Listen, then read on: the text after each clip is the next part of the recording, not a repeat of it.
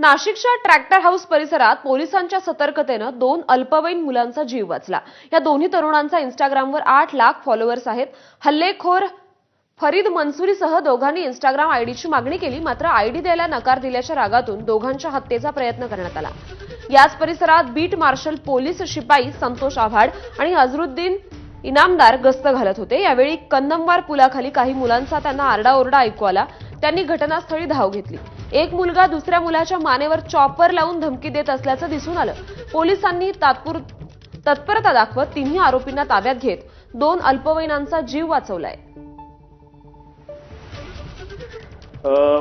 Bhadrakali police station गुन्हा क्रमांक 196/2025 कलम 109 118 1 352 351 2 3 35 व मपोका 135 प्रमाणे गुन्हा दाखल केला असून सदर गुन्ह्यात 2 विधी संघर्षग्रस्त बालक ताब्यात घेतले आहे।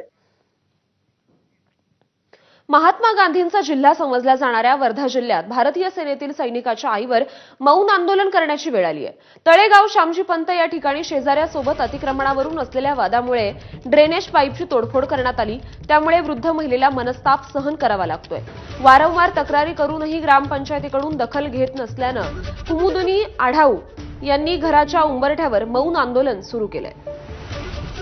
म्हणजे जो शेजारी आमच्या मोदकर काकडे म्हणून गृहस्थ राहतो तो गुंड प्रवृत्तीचा आहे आणि तो आम्हाला वारंवार खूप त्रास देत आहे आणि आमची जी जागा होती त्याच्यावर त्यांनी अतिक्रमण केलं आणि ती जागा आमचीच आहे असं म्हणून राहिला तो आणि त्याच्यामुळे त्यांनी जे आमच्या याच्यावर जे पाईप होते पूर्ण कापून टाकले, जे बेसिनचं वगैरे जे असतं त्याच्यामुळे आमची दैनंदिन जे दिनचर्या आहे, दिनक्रम आहे तो पूर्ण विस्कळीत होऊन गेला। आमच्या अप्लिकेशन जर तुम्हाला जर प्रत्यक्ष जाऊन पाहायचं असेल तर आमच्या अप्लिकेशन तुम्हाला दिसतील तिथे, आज देतो, उद्या देतो, नंतर मग या सोमवारी, त्या सोमवारी, या गुरुवारी, अशा फक्त तारखा दिल्या त्यांनी। माझ्या बाजून जे राहते त्यांनी माझ्या घराचे पाईप कापले, पाण्याचे ड्रेनेजचे पाईप माझ्या भिंतीला बांधून होते।